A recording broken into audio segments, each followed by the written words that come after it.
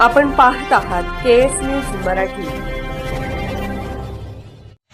आज लिंगायत समाजाच्या वतीनं आपल्या महात्मा बसवेश्वर पुतळ्याजवळ आमरण उपोषणात मी बसलेला आहे। तसेच सर्व समाज बांधव इथं आलेले आहेत। त्याचबरोबर माडगाव, शिंदूर, रावळगुंडवाडी, उमराणे, खोजवाडी येथील सर्व लिंगायत बांधव इथं आलेले आहेत। आमचं कोणतंही मागणी नाही, फक्त आणि फक्त लिंगायत समाजाला अल्पसंख्यात्मक दर्जा द्यावा।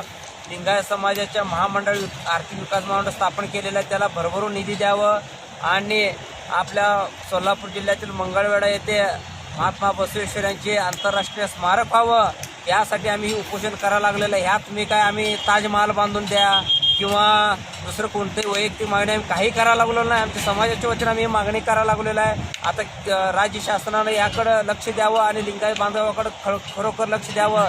ज्यावेळेला तुम्ही सांगताय त्या पद्धतीने आम्ही मतदानाच्या वेळेला लिंगायत समाजाची आठवण येत्या, मतदान झाल्यानंतर कधी लिंगायत समाज तुम्हाला आठवण येत नाही। यासाठी जनजागृती म्हणून किंवा एक समाजाचं एक सर्वसामान्य, मी काय एवढा मोठा माणूस नाही आहे, पण एक छोटा सर्वसामान्य मी माणूस आहे। आमच्या समाजाच्या वतीनं, सर्व समाज बांधवाच्या वतीनं आमची ही मागणी आहे, शासनानं लक्ष देऊन तातडीनं यावर निर्णय घ्यावं। अन्यथा सर्वत्र लिंगायत बांधव आता एकत्रित झालेला आहे। पहिल्यासारखं समाज आता फुटलेला नाही, सर्व समाज बांधव एकत्रित आलेला आहे। त्यामुळं लवकरात लवकर निर्णय घ्यावं ही माझ्याकडून आणि माझ्या समाजाकडून कळकळीची विनंती आहे। समाजाच्या वतीनं नियोजित बसवेश्वर पुतळ्याच्या नियोजित जागी जत तालुका लिंगायत समाजाच्या वतीनं त्यांच्या समाजाच्या प्रमुख मागण्यांसाठी आमरण उपोषण सुरू आहे। या आमरण उपोषणाचे प्रमुख सागर कोरे यांच्या नेतृत्वाखाली हे आमरण उपोषण चालू आहे।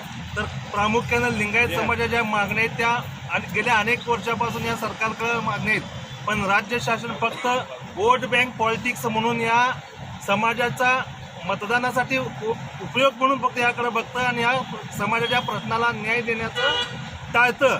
तर या प्रश्नाकडे लक्ष वेधण्यासाठी सागर कोरे यांच्या मार्गदर्शनाखाली आमरण उपोषण चालू आहे। त्यात प्रामुख्याने मागणी आहे लिंगायत समाजाला स्वतंत्र धर्माचा मुद्दा द्यावा, तसा प्रस्ताव राज्य शासनानं केंद्र सरकारकडे पाठवावा।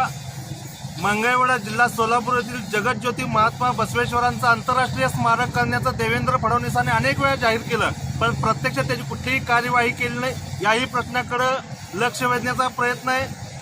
महात्मा बसवेश्वर आर्थिक विकास महामंडळ पूर्णपणे कार्यान्वित करून लिंगायत समाजातील तरुण उद्योजकांना त्याचा महामंडळाच्या माध्यमातून लाभ द्यावा।